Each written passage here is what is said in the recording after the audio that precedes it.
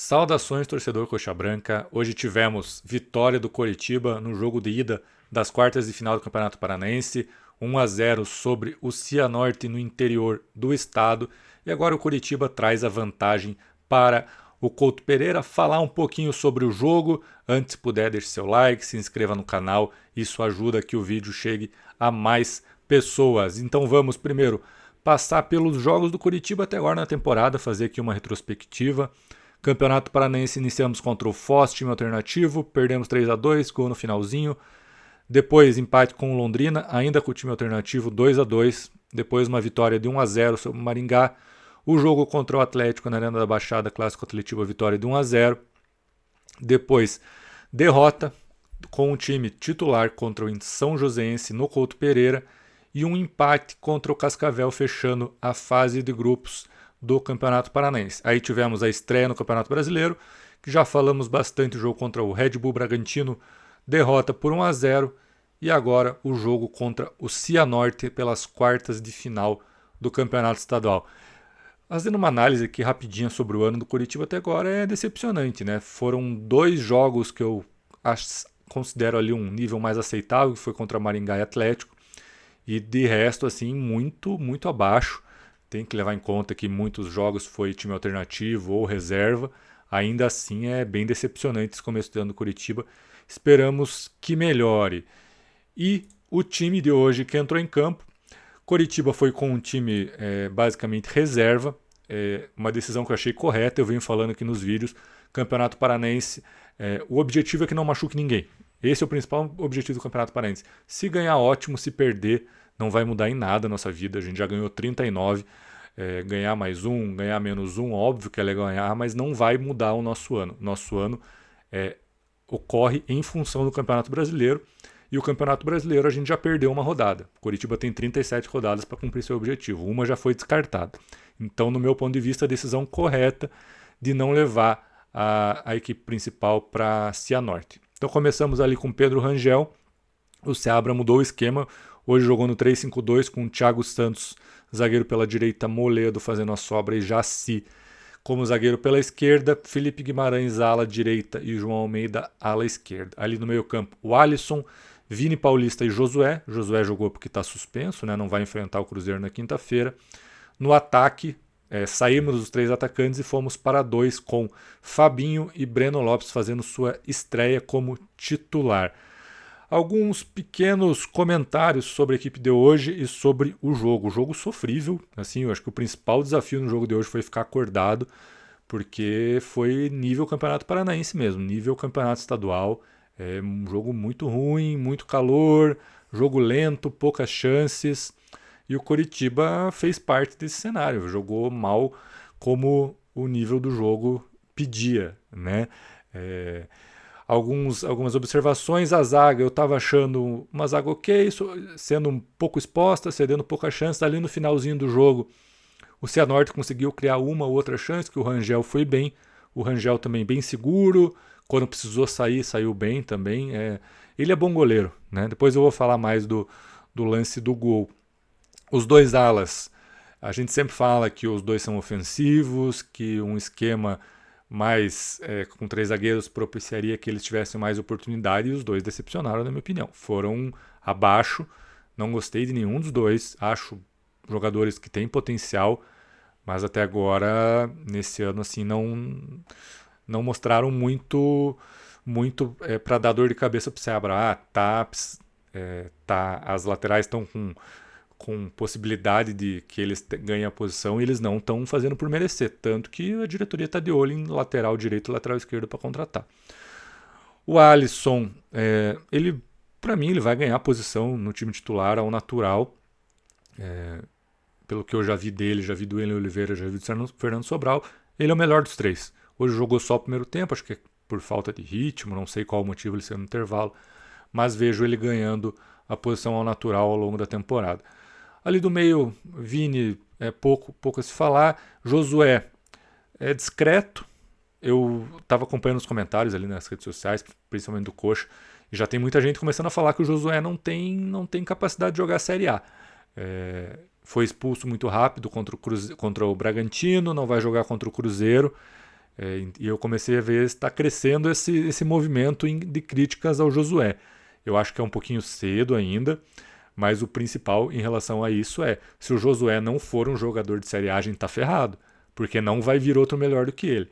Ou ele dá conta do recado, ou não vai ter um meia de qualidade no Curitiba, porque a diretoria não consegue contratar um centroavante, não consegue contratar outras posições que a gente precisa, também não vai conseguir contratar um meia. Então tem que apoiar o Josué para que ele corresponda aí ao longo da temporada. Ainda assim, eu acho que ele vai melhorar, ele tem qualidade. A gente viu ano passado e eu acredito esse futebol não tão destacado nesse início de temporada, a questão física. Acho que com o decorrer das partidas ali ele vai crescer de rendimento. Aí vamos ao ataque. Ao ataque que começamos com Fabinho e Breno Lopes. Fabinho mal, nenhuma novidade. Eu estou começando a ter um palpite que o Fabinho não termina o ano aqui no Curitiba. Que já contra o Bragantino precisou de um atacante para entrar, o Seabra olhou para o banco, não confiou nele. Os jogos que ele entrou não mostrou quase nada. É cedo, é prematuro falar isso, às vezes é até um pouco cruel, mas eu estou começando a achar que talvez a vida dele não seja muito longa aqui. Esperamos que reaja, mas as primeiras impressões muito abaixo do que uma Série A exige. E o Breno Lopes começou como titular pela primeira vez e não fez absolutamente nada. Muito, muito apagado no jogo, mas esse a gente vai até o final do ano com ele. Então, também acredito ao desempenho do Breno Lopes, a falta de ritmo, tá pegando parte física, e esse vai ter que crescer com o passar dos jogos, porque ele veio para ser titular, contratação mais cara da história do clube, mas hoje mal, assim, sem nada que a gente possa destacar. Do jogo, além do gol bizarro do Pedro Rangel, o jogo terminaria 0-0, aí ele bate tiro de meta, o goleiro do Cianorte faz uma bobagem assim, inacreditável. Ele errou o tempo da bola, né? Tomou o gol. Que bom, né? Que a gente saiu vencedor, mas dependemos do goleiro para fazer o nosso gol. Acredito que isso não vai acontecer com muita frequência, então nossos atacantes precisam desempenhar melhor. Além disso, de cabeça eu só me lembro de uma grande chance do Curitiba, que foi no primeiro tempo, um bom passe do Josué para o Fabinho, viu só, o Josué achando um passe. Foi discreto no jogo, mas o lance mais importante da partida, além do gol, foi ele que encontrou um bom passe para o Fabinho. O Fabinho desperdiçou a chance frente a frente com o goleiro. Aí no segundo tempo entraram o Enzo entrou no lugar do João, o Vitor Tisse entrou no lugar do Alisson, o Diogo Batista bem no finalzinho entrou no lugar do Fabinho e o Brian entrou no lugar do Breno Lopes. Aí mudou um pouquinho o esquema. Ficou o Thiago Santos como lateral direito, Moledo e Jaci na dupla de zaga e o Felipe Guimarães foi para a lateral esquerda. Aí no ataque ficou com Fabinho, Enzo e Brian. Meio campo com Tisse, Vini e Josué. Daí nem considerei aqui o Diogo, que entrou muito no final. Foi essa formação que encerrou a partida. Então o apanhado geral é esse, uma atuação ruim. A gente entende que é um time sem entrosamento, é um time que não vai jogar junto ao longo da temporada mais muitas vezes, talvez ainda no Paranaense. Mas a gente começa a ver que talvez não tenhamos tantas opções assim no banco de reservas. Desse time que jogou hoje, além do Josué e do Breno, que são titulares da equipe, vão ser titulares, o Jaci tem que ser titular. Eu espero que o Seabra esteja colocando ele em campo agora só para ele ganhar ritmo de jogo, porque ele tem que ser titular ao lado do Thiago Kozer. O Alisson eu também acho que vai ganhar a vaga. E ali o restante, não sei não. Eu gosto do futebol do Vini, eu gosto, sempre falei isso, mas também não vejo ele ganhando a posição ali, até porque ele concorreria no esquema atual com o Sebastião Gomes. Mas ali Felipe decepcionou, João decepcionou, Moledo tá ali para compor elenco, dificilmente vai ser usado. Thiago Santos não gosto, hoje não comprometeu, mas já teve participação ali de leve no gol do Bragantino, perdeu a primeira bola.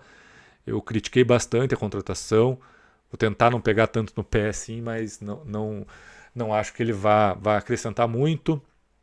E o Fabinho foi o que eu falei, até agora não mostrou a que veio. E eu acho que vai ter poucas chances para ele ao longo do ano, tá? Eu tô achando que ele vai vão começar a deixar ele um pouquinho de lado ali. O Seabra não vai confiar de colocar em jogos importantes. Então é isso, gente. Voltamos a campo na quinta-feira contra o Cruzeiro, sem o Josué. O Cruzeiro perdeu na estreia 4-0 para o Botafogo. O Cruzeiro não está num bom momento, não é aquele mesmo time avassalador do ano passado, até porque saiu o Leonardo Jardim, que era quem construiu esse time nesse estilo.